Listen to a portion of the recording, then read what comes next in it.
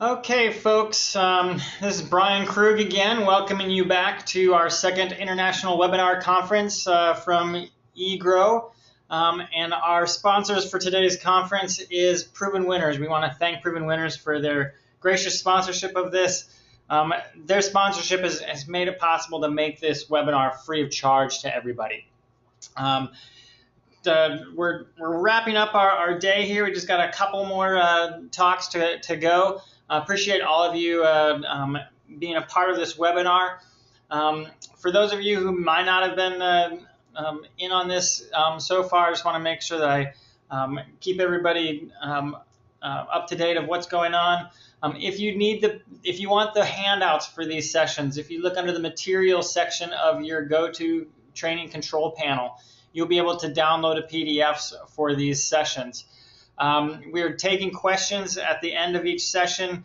We've been having about 5 minutes of time to answer questions.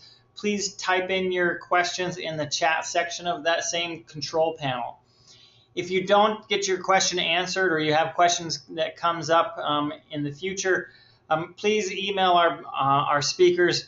We've been posting our email addresses on the front page of our handouts or on the screen like you see mine here. So download the handouts, find our emails, and you can email us directly. So to stay on schedule, we've been doing a good job of that so far today. I'm going to be speaking to you about osteospermum fertilization and PGR strategies. So I'm going to first get into osteospermum nutrition, we're going to talk a little bit of differences between osteospermum. There are some seed-produced varieties, and those will have slightly different nutritional needs than those that are produced from vegetative cuttings. So we're going to split this up a little bit from seed and vegetative cuttings. So we're going to start with osteospermum as a seed grown, and if you're growing your seeds yourself, you're germinating them that way, which a number of us do that. We're going to go through the whole plug stage, the whole seedling stage of parameters of how to get those fertilized. So at stage 2, and what I mean by stage 2 is when we first start seeing cotyledons and those cotyledons are expanding. And in the plug production world, we consider that as stage 2, regardless of the plant that we're growing. So at stage 2, this is about when we start fertilizing. Probably 50 to 75 parts per million using a low phosphorus fertilizer. We want to use a low phosphorus fertilizer because phosphorus promotes stretch. We want to reduce the amount of fertilizer or phosphorus in our fertilizer to make sure that we're starting off with a plug that isn't stretchy and isn't getting too leggy. We probably only have to do 50 to 75 parts per million nitrogen at maybe once a week. So maybe just once during the stage 2 portion of our crop. At stage 3, and when we talk about stage 3, this is where we're talking about the first true leaves begin to develop. So our cotyledons are there, and our true leaves, our first set of true leaves are showing up and begin to develop as well. At this point, we can start using 100 to 150 parts per million nitrogen, alternating between a general fertilizer and a low phosphorus fertilizer. Again, using that low phosphorus fertilizer to promote more compactness of those seedlings. As we get to stage 4, our true leaves are growing, and we're just really bulking up and toning up those seedlings so that we can transplant them. And then we want to go to 100 to 150 parts per million fertilizer using, again, that low phosphorus fertilizer. And I'll out myself here if you guys haven't already noticed, but my pictures of my plugs aren't osteospermums. Just so you know, I'm not crazy. I know they're not. I know they're not osteospermums. So we like to always promote managing our substrate pH and EC, and that's no different when we're working with osteospermums from seed grown material. We like a pH of about 5.8 to 6.2. That keeps us in that sweet spot of where the elements are available at their greatest quantities. We don't run into any toxicity or deficiencies of nutrients based on the pH of our substrate. Now, if we want to look at electrical conductivity, and this is from using a pour-through method, we're looking at a 1.0 to 1.5 for our seed-grown material, kind of in that plug stage still. And I want to make sure that you realize that those recommendations are for the pour-through method. If you're using a 2-to-1 or a saturated media extract, you will have to correct those values. And you can go on the web. If you look through some of the publications by North Carolina State University, Brian Whipker and some of his colleagues down there, they've done a lot of work with pour-through, and they have a chart that will give you the correction values for the different monitoring methods. When we're working with seed grown material and we're moving into the finished part of the production cycle, we can move to a constant liquid feed. I prefer the constant liquid feed scenarios as opposed to a pulse. It is a choice that growers make that works well for some, works better for others, different depending on the method. But I prefer the constant liquid feed, and we want to stick with a nitrate-based fertilizer as opposed to something that's high in ammoniacal nitrogen. When we get fertilizers that are high in ammoniacal nitrogen, that's going to promote soft growth. We're going to get leggy plants, and we want to keep those plants nice and compact without, easily with our fertilizer. At the finish stage, we can bump our substrate EC up to 2.5 to 3.0. The plants are much more actively growing, and they're going to require more fertilization. So doing that pour-through monitoring, preferably once a week. We can get by with doing that every other week. Getting that substrate EC up to a 2.5 or a 3.0 using the pour-through method. Substrate pH, it's not any different from when we were growing our plugs or our seedlings. We want a 5.8 to a 6.2, again, keeping us in that sweet spot for our nutrient uptake. We're going to move over to vegetative cuttings for Osteospermum. Probably the vast majority of our Osteospermums that we grow are vegetative cuttings. We'll go from the cutting stage, propagation, all the way through finish, just like we did with our plugs. But we like to start fertilizing our vegetative cuttings when the first roots are visible. And if we target about 75 to 100 parts per million nitrogen, we should be doing pretty good there. And again, probably maybe just once a week, once every other week, or once a week or once every other watering, getting a little bit of fertilizer in there to feed those roots.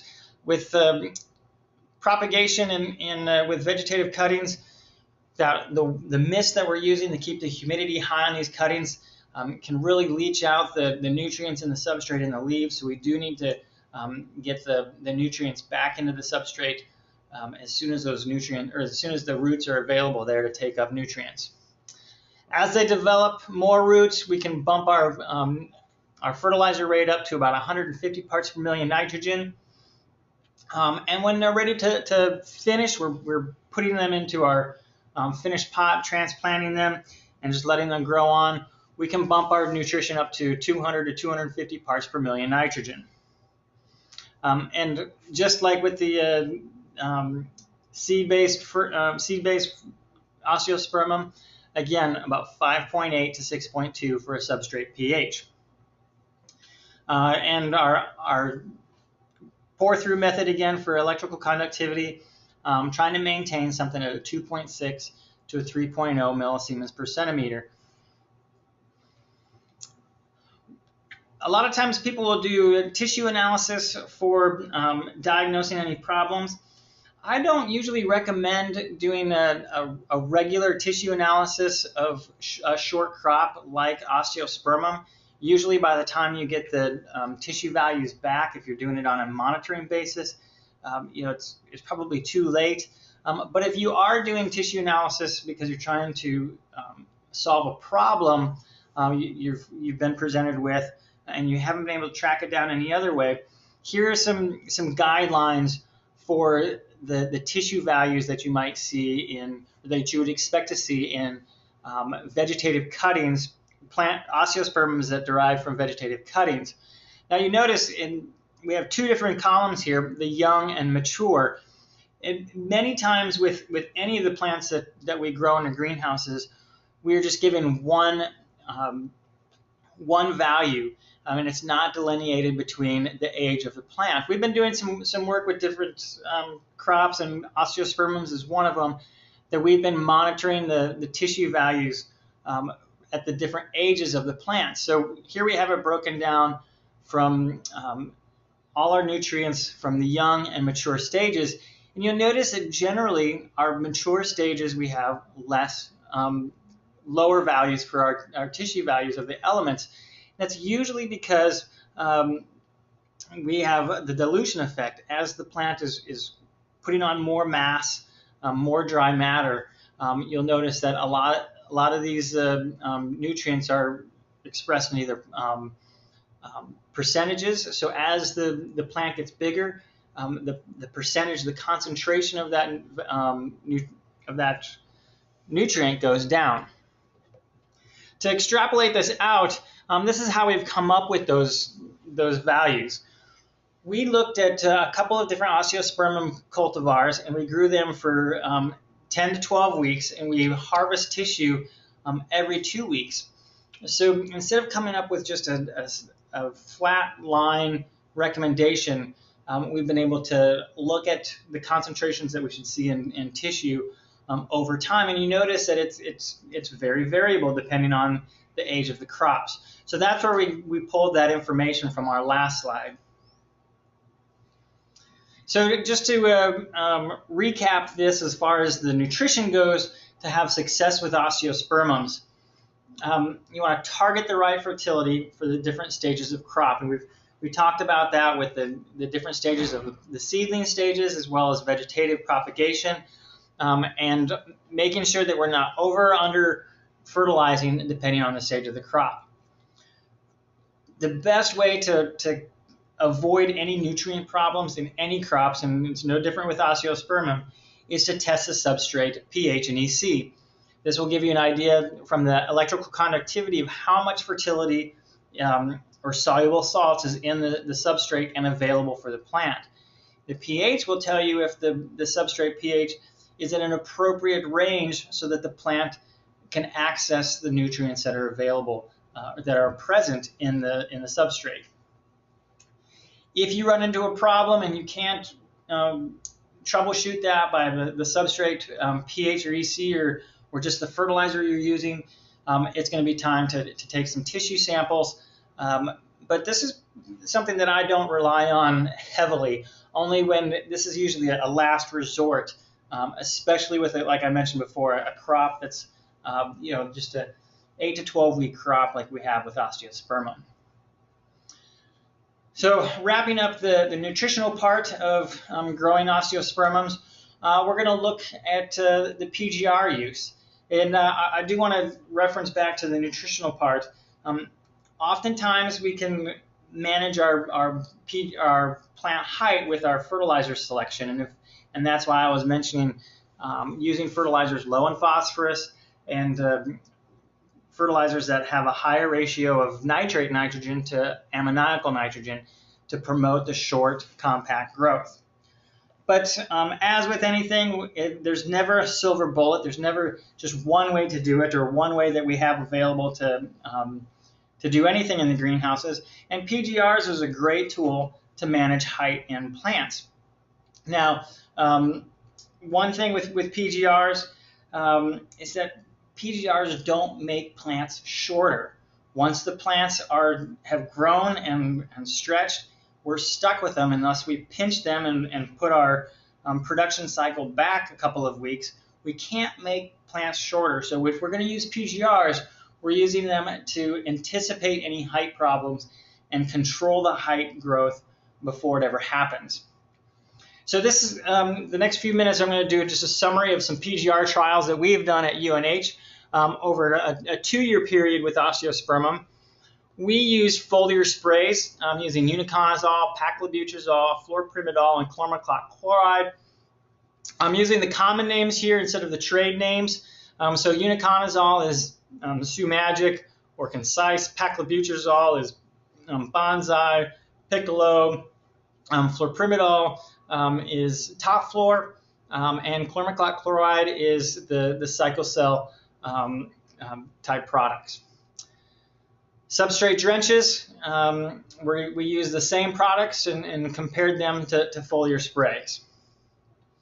So just to get right in on it, to save some time, when we used uniconazole as foliar sprays, anywhere from 0 to 50 parts per million using 2 different cultivars, as you can see here, there really was no difference, and the statistics confirm that.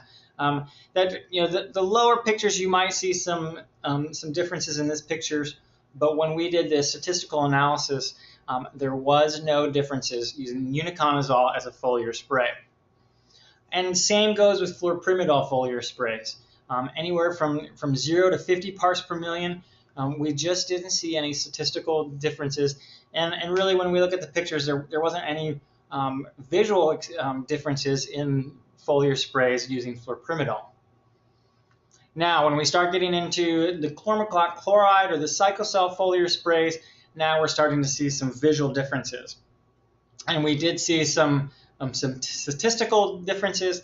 At 500 parts per million is when we started to get some good control that we were satisfied with these 2 different cultivars over 2 years using chlormaclot chloride. Paclobutrazol foliar sprays, once again, you can see it here that there's not a lot of control that we were seeing with foliar sprays. Now, when you're applying foliar sprays, it is important to get full coverage. Some of these foliar sprays have to get on the stems to have any real efficacy. So it can be difficult to get foliar sprays to work on a crop like Osteospermum. Luckily, we have substrate drenches. Although they might not be quite as easy to apply and can be slightly more expensive in terms of labor to apply, they have some great efficacy. Compared to our foliar sprays of uniconazole, we had great control using substrate drenches. Targeting 1 part per million to 2 parts per million worked very well for us here in New Hampshire. As Brian Whipker mentioned earlier with the lobularia and using plant growth regulators, you really have to pay attention to where these recommendations come from. 1 to 2 parts per million for Brian down at North Carolina State probably wouldn't be enough for these cultivars. But in the northern latitudes, here in New Hampshire, Indiana, Iowa, Michigan, they'll probably work very nicely. Fluorprimidol substrate drenches, we started to see good control anywhere from 0.5 parts per million to 1 part per million using fluorprimidol substrate drenches. Paclobutrazol, we're coming in at 10 to 20 parts per million depending on the cultivar. Cultivar response can vary. The different cultivars are more or less vigorous compared to each other, and that's going to really dictate some of our rates here. And this is where the art and the science come together. The science tells us a hard rate, but the art of reading our cultivars and knowing the vigor of our cultivars helps us decide where within that range we need to be for our applications. Finally, using chlormaclot chloride as a substrate drench, we got good control at 250 parts per million. And if you remember, as a foliar spray, we were needing 500 parts per million. So some of these products that you've noticed are much more active in the soil as taken up by the roots as they are as a foliar spray. To summarize the PGR work that we've done, foliar sprays of chlormaclot chloride at 500 parts per million are really the only foliar spray that worked for us of these products that we tested. Compared to the substrate drenches, all the products work very nice as a substrate drench, with the uniconazole at 1 to 2 parts per million, fluorprimidol at a 0.5 to 1 part per million, paclobutrazol at 10 to 20 parts per million, and finally chloride at 250 parts per million. We applied all of our applications about 2 weeks after we transplanted. We like to have the plants get a little bit established into the pot, get those roots growing and the plant actively growing before we apply any type of stress like a PGR application. So that's the timing of these applications.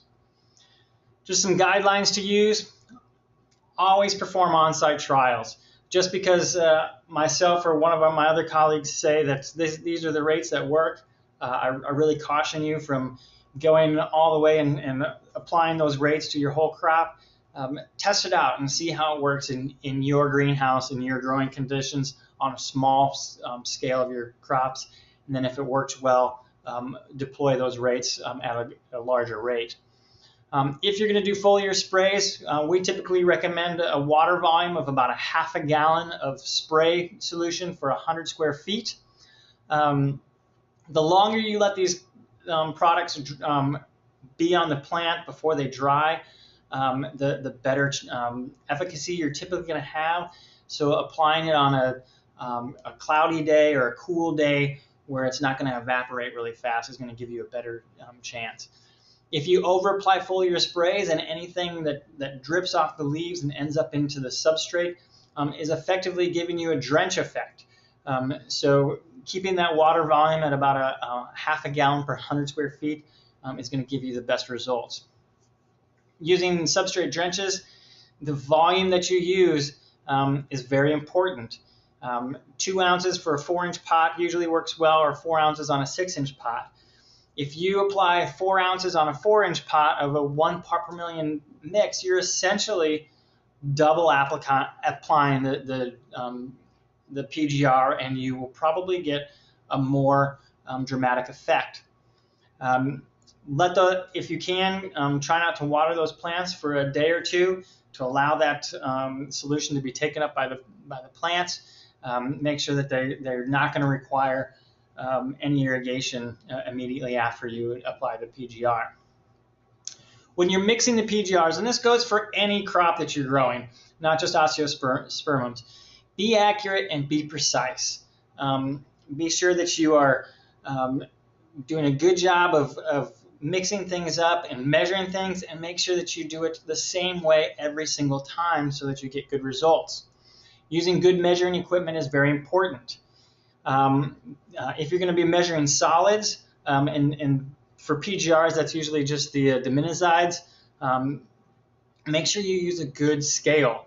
The scale on the left is a kitchen scale that is a digital readout, and it goes down to grams. That's a great scale to use. It costs about $40 or $50. It will probably pay for itself in the amount of PGRs or other plant protection products that you're using. For liquids, use a good graduated cylinder. Try to get away from the teaspoons or the Pyrex measuring cups. Oftentimes, we're measuring these out in 5 or 10 milliliter increments, and getting a good graduated cylinder works really well. Or a syringe without a needle on it that you can get from a pharmacy works really good too, because cc's is the same as a milliliter, and we can use that very accurately. Take your time. Don't rush through this. If you're just needing a couple of milliliters of the product to measure out, and you measure out 3 milliliters instead of 2 milliliters, you're increasing your dose by 50%. So being accurate and taking your time really matters. This all starts with good math skills. And I don't know about you guys, but I've always been horrible at figuring out the dosages, how to mix things up when it comes to plant growth regulators. Because of that, we've come up with PGR Mixmaster. This is a second edition of our PGR calculator that used to be a web-based calculator. It's still available, but we've upgraded it to work very well for mobile devices. You can go to the iTunes store, the Android store, or you go to my website if you need to get the BlackBerry version. But this, you choose your PGR that you're going to use, tell them how many gallons you need to mix up and what part per million, and it'll tell you the gallons of water that you need and the milliliters of that product right there in the pocket of, in your front pocket with your phone. With that, I'm going to wrap it up. As a moderator, I have to pull myself off here at 2:25. I've got just a little bit of time to answer a couple of questions. One question here that we have is, what about the diminizide as a PGR? We didn't use diminizide as a PGR on this trial. I like using the diminizide products. It's a softer product, so if you're not used to using PGRs, it's a good one to start with because it's pretty difficult to overdose a plant with diminizide. Not that it's not possible, but it's a little bit more forgiving. Question about any thoughts when it's best to pinch an osteospermum to get it to best branch. I don't have any hard research on this, but my gut reaction would be, the same as a lot of our other crops that we typically pinch. Once you see roots coming to the edge of the pot, regardless of the size of the pot that you're growing in, is where I like to do pinching. That's a good indicator that the plant is actively growing. You're not going to stress it out too much, and it's right at the right time before the plant is really going to grow with some gusto. You can catch it there, but so my recommendation would be pinching just when the roots hit the edge of the pot. How many nodes up the plant do you pinch to get the best branching? Again, I don't have a good answer for that. I'm going to just recommend that you do a little bit of trial and error on that, and that might depend on the cultivar as well. I would give it at least 3 to 5 nodes up, depending on the cultivar. You don't want to take it down too far, otherwise you're losing too much of the leaf surface area for good photosynthesis, and then you want to leave enough nodes there for the branches to come out of. So if you have any other questions, please email me. That's all we have time for now. Our next speaker is coming up at 2:30. It's our final session for this second annual International Webinar Conference. We're going to be talking about managing pH drift.